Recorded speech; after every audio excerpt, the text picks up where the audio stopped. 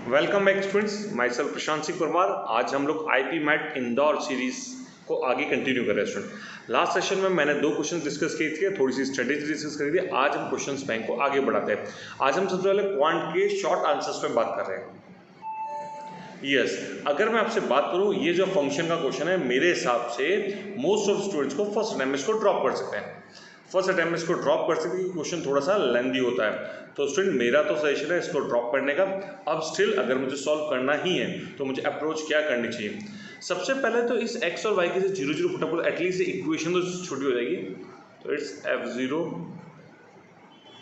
X और y की zero, तो ये क्या हो जाएगा एफ थ्री प्लस थ्री और y plus x, zero plus zero तो जीरो होता है, f zero minus three f zero and zero. ठीक है, अब स्टूडेंट्स ये और ये भी आपस में कैंसिल हो गया, तो हमारी इक्वेशन होगी एफ जीरो का whole square is equals to f three. ये इक्वेशन नंबर 1 डन। अच्छा, जो फंक्शन, अच्छा अब मेरे पास में स्टूडेंट दो वेरिएबल है, 0 और 3 को सॉल्व करना है। अच्छा स्टूडेंट, ये जो इक्वेशन गिवन है ना, मैंने इसको इक्वेशन नंबर 2 मान लिया, लेट इक्वेशन नंबर 2, ठीक है। एंड मैंने इसी इक्वेशन में एक्स और वाई को इंटरचेंज कर, एक्स की जगह वाई, वाई की जगह। ऐसे इंटरचेंज करने से इक्वेशंस को हम सॉल्व कर पाते हैं, छोटी कर पाते हैं। हमको छोटा करना है, बहुत बड़ी इक्वेशन है ना। तो स्टूडेंट क्या हो जाएगा, वाई और एफ एक्स, एफ टू वही एक्स वाई हो जाएगा plus three here three f x plus y minus three f x plus 6x। ये आपकी इक्वेशन नंबर 3। अब स्टूडेंट हम लोग माइनस करेंगे, 2 और 3 को आपस में सब्ट्रैक्ट कर देंगे, तो LHS में तो 0 आ जाएगा, यहाँ भी 0 आ जाएगा, प्लस ये भी कैंसिल आउट हो रहा है। ऊपर माइनस थ्री एफ वाई आ रहा है, नीचे प्लस का 3fx आ रहा है, ऊपर से प्लस 6y आ रहा है, नीचे से माइनस 6y आ रहा है। अब इसको हम इधर ले जाते हैं, तो जो माइनस का था 3 तो कॉमन ले लेते हैं, f y minus f x, मैंने इसको लिया है LHS में, इसको, ठीक है। एंड स्टूडेंट 6 कॉमन लिया तो वाई माइनस ऑफ एक्स। चलो नेक्स्ट पेज पे आगे मूव करते हैं हम लोग। स्टूडेंट आपने कहाँ तक सॉल्व किया था? तो f y minus f x is equals to 2 into y minus x. Equation number 4 हो गई, ठीक है। एक इक्वेशन ऑलरेडी आपके पास, सेकंड वाली इक्वेशन आपको पता है, वो मैं यहाँ डायरेक्ट कॉपी कर रहा हूँ, एफ जीरो का square is equals to f three, ठीक है। इक्वेशन नंबर आपकी 1 थी सारी। अच्छा, अब मैं इस y और x की जगह मैं क्या पुटअप करूँगा? 0 और 3। क्यों पुटअप करूँगा? क्योंकि मेरे को कहीं ना कहीं रिलेशन 0 और 3 में चाहिए। तो मैंने एफ वाई की जगह 3 पुटअप कर दिया और इसकी जगह 0 पुटअप कर दिया। तो f three minus f zero is equals to 2 into 3 6, और एफ थ्री की जगह वापस आप क्या पुट कर सकते हैं? एफ जीरो का स्क्वायर, एफ जीरो का square minus F zero, 2 into 3 कितना होता है? 6। डन। अब स्टूडेंट ये एक तरह से क्वाड्रेटिक इक्वेशन बन गई। अगर थोड़ा बहुत क्वाड्रेटिक इक्वेशन समझते हैं, जैसे मैं इसको ले लूँ के x square minus x plus 6, कर सकते हैं ना। डन। तो उसको सिंप्लीफाई करेंगे, तो सिंप्लीफाई करने पर क्वाड्रेटिक इक्वेशन की जो वैल्यू आएगी वो आएगी एफ जीरो की वैल्यू 3 आ जाएगी।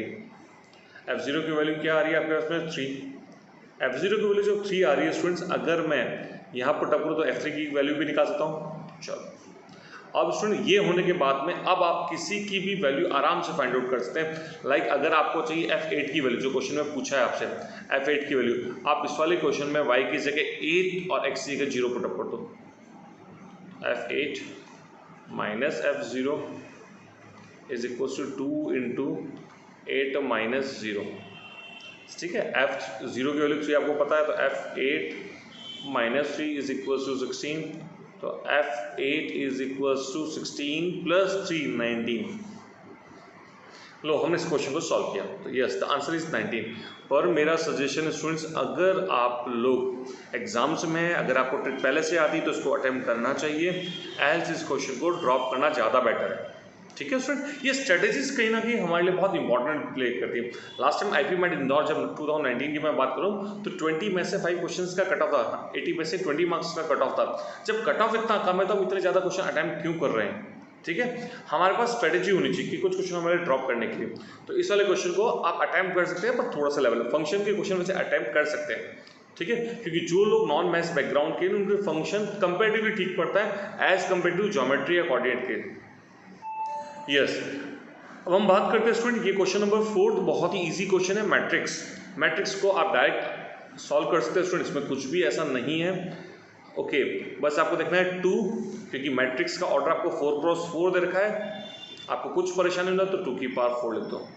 बाकी तो एज इट इज सबका डिटरमिनेंट, ए का डिटरमिनेंट ए ही होता है, B inverse, okay determinant, okay multiply by, अब सॉरी मल्टीप्लाई का साइन इधर, नेक्स्ट सी डिटरमिनेंट का cube multiply by B transpose का डिटरमिनेंट। चलो सबकी वैल्यूज रखना स्टार्ट करते हैं। 2 की पावर 4 16 होता है, ए का डिटरमिनेंट कितना देखा सुना आपको 5 लिख दिया, बी इनवर्स, बी का कितना है -3 तो 1/-3 लिख लो, सी का क्यूब, सी इज योर, तो it's 1/8 and multiply by B T. देखो चाहे बी मैट्रिक्स का आप ट्रांसपोज बोलो, चाहे उसके सॉरी बी मैट्रिक्स का आप डिटरमिनेंट बोलो, चाहे उसके ट्रांसपोज का डिटरमिनेंट एक ही बात होता है, ठीक है। तो ये हो जाएगा -3, तो माइनस से माइनस कैंसिल हो, 3 से 3 भी कैंसिल हो गया। ये इसको कट करेंगे तो कितना होता है 2, तो 5 2 जा कितना होता है 10। ये मेरे लिए बहुत इजी क्वेश्चन था, हम सबके लिए बहुत इजी क्वेश्चन, इसको अटेम्प्ट करना चाहिए था। तो आंसर इज 10। डन स्टूडेंट, अगर आपने मैट्रिक्स नहीं आता है तो आप मेरे कुछ वीडियोस देख सकते हो, उसमें मैट्रिक्स को पूरा एक्सप्लेन कर रखा है मैंने। डन, और अगर किसी को नहीं लिखता तो कमेंट बॉक्स में आप मैसेज ड्रॉप कर देना। यस, इसे कहते हैं binomial theorem plus determinant. Student इसमें डिटरमिनेंट्स क्वेश्चन का देख के लग रहा है, पर इसमें डिटरमिनेंट्स का कोई खास रोल नहीं है, इसमें रोल सिर्फ किसका है, आपको बाइनोमियल थ्योरम कितना आता है, आपको कितना बाइनोमियल थ्योरम कितना अच्छे से आता है स्टूडेंट। अब मैं बाइनोमियल थ्योरम को सिर्फ एक शॉर्ट में बता देता हूँ स्टूडेंट्स, a प्लस बी की power n, it's nc0 a की पावर n b की पावर 0। अब nc1 लिख दो, nc1 a की पावर, अब कम करते जाओ n-1 और b की पावर 1, फिर वापस से nc2 a की पावर n-2 b की पावर 2 सॉन, जो लास्ट टर्म हो जाएगी आपकी nc(n-1), चलो इस प्रीवियस 1 और b की पावर n-1, लास्ट टर्म कितनी हो जाएगी ncn a की पावर 0 b की पावर n। ये आपका बाइनोमियल थ्योरम होता है, किसी भी बड़ी सी पावर को सॉल्व करने का एक मेथड होता है। चलिए अब मैं आपसे बात कर रहा हूँ, आपके लिए क्वेश्चन में 1 प्लस a की पावर 50 -50 है। चलो a प्लस 1, अच्छा इसमें एक और चीज़ जो गिवन है, a square is equal to 0, a square की वैल्यू 0 है। अच्छा मुझे बताओ, अगर a स्क्वायर की वैल्यू 0 है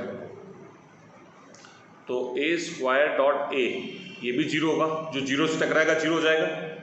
स्टूडेंट अगर a स्क्वायर 0 तो a क्यूब क्या होता है, a स्क्वायर डॉट a की पावर 4 क्या हो जाएगा, a स्क्वायर डॉट स्क्वायर, ये भी क्या हो जाएगा 0। तो a की पावर स्क्वायर या a की पावर 3, a की पावर 4, a की पावर 5, जितनी भी वैल्यूज होंगी सबकी वैल्यूज कितनी होगी 0।